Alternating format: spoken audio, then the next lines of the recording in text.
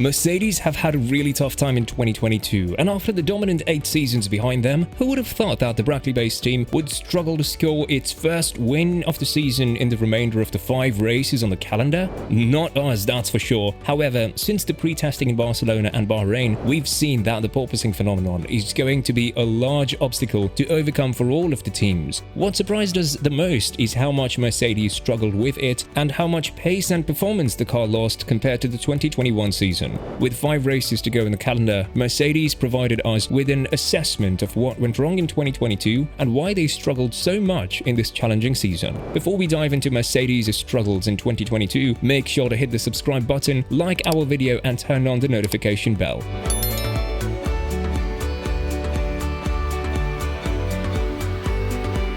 2022 was one of the biggest shakeups in F1 history when it comes to technical regulations. The cars gained a lot of weight, the tires were enlarged from 13 to 18 inches, and the overall concept of the car just drastically changed. However, the challenge was equal for everyone, and we've seen cars like Haas and Alfa Romeo scoring decent points in the first couple of races, with Bottas and Magnussen finishing P5 on multiple occasions. What was one of the biggest surprises on the grid was Mercedes and its pace, more precisely, the lack of it. The Brackley-based team said prior to the first race in Bahrain that they are currently very far away from the championship-winning car they used to have in the previous seasons, and everyone perceived this statement as a bluff. After all, that's what Mercedes does the best, deceiving its opponents into thinking they are the underdogs and then going on to dominate the entire grid. But this time, the bluff was real, and Mercedes was indeed struggling a lot. They should be eternally grateful to the bulletproof engine they've managed to build, because thanks to that factor only, the team was able to climb on the podium multiple times and keep the fight for the P2 spot in the Constructors' Championship alive. Just remember the first race in Bahrain, when Mercedes finished P3 and P4, and they were so far behind Red Bull and Ferrari when it comes to pure pace. The same thing happened in Baku, where they managed to finish yet again P3 and P4 after both Ferrari drivers retired. But Mercedes seemed to have understood its problems in Barcelona, the GP where they weren't bouncing at all, and the track where they had a dominant performance with all of the top drivers finishing the race except for Leclerc.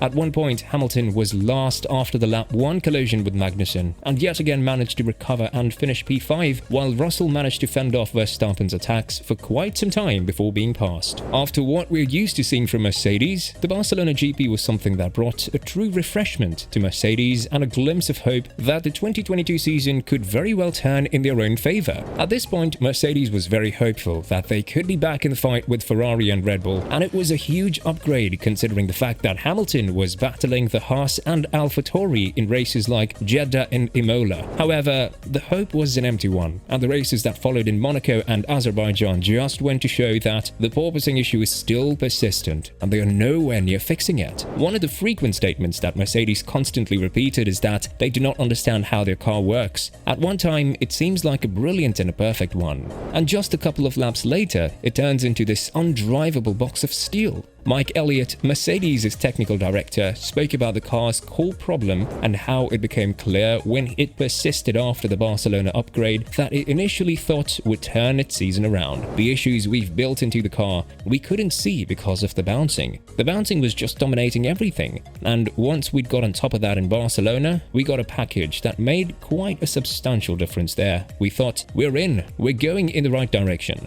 and then got a proper kick in the teen in the next 2 races. You peel the next layer off the onion, if you like, and you've got another problem. That was the one we'd really baked into the car in the winter. Since then, we've brought various steps to try and move us in the right direction, but to really undo that is going to take the winter. Mercedes was struggling so much with the porpoising problem that they thought the problem is not on their development path, rather than the other 2 teams cheating the way when it comes to the flexibility of the floor. The Brackley-based team was one of the teams that accused Red Bull and Ferrari of circumventing the rules when it comes to the allowed flexibility of the floor, that is 2 millimeters. After the Spa GP, it became evident that this wasn't the case because with the new rules, Mercedes was one of the teams that struggled a lot with the performance in Spa, and Red Bull dominated the GP with over 1.8 seconds difference in qualifying. With just 5 races to go in the season, Mercedes' top finish is P2 on 3 occasions, while Russell managed to secure his first career pole position in Hungary, unable to convert it into the first career win. Still, the main goal remains to win a single race in this season, and according to them, the plans for the 2023 season are already underway, and they're eager to see how the new concept of the W14 will work out for them. Obviously, the team has learned a lot from its mistakes and is likely to be back in competition in 2023. When talking about the issues that persisted through the 2022 season, saying that the limited running opportunities were one of the main obstacles when it comes to understanding the porpoising issue and therefore solving it, adding, "You've got very little testing time because you've only got an hour on a Friday morning and an hour on a Friday afternoon, and then you really need to be working on the race weekend. That does then take some time to learn." At the same time, you look at the factory approach. We discovered, probably after Baku time, we realized there is clearly another problem.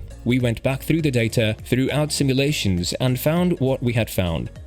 From there, you've got a limited amount of time. The issue is an aerodynamic one, and it just takes time to get on top of it. As we mentioned earlier in this video, the unpredictable W13 car was the main issue as to why Mercedes struggled to understand why they are lacking so much pace. If the car is unpredictable, then the team literally needs to know the unknown in order to fix something you know how to fix. But this thing is hidden and you can't fix it because you don't know what you know. It sounds confusing, but that has been the storyline for Mercedes in 2022. The Brackley-based team is eyeing its first win of the season in Austin, and according to George Russell, this is the event where they have the most chances of scoring. On top of that, multiple teams are likely to take engine penalties, such as Ferrari and Red Bull, meaning that the opportunity of scoring the first win will likely be eased for Mercedes. So what's next for Mercedes? Obviously, they're going to push for the first win of the season in 2022, but this season will remain one of the worst ever since the team has made its return to the sport. The goals have been set for 2023 a long time ago, and according to Elliott and Russell, there is nothing off the table when it comes to the design of the W13.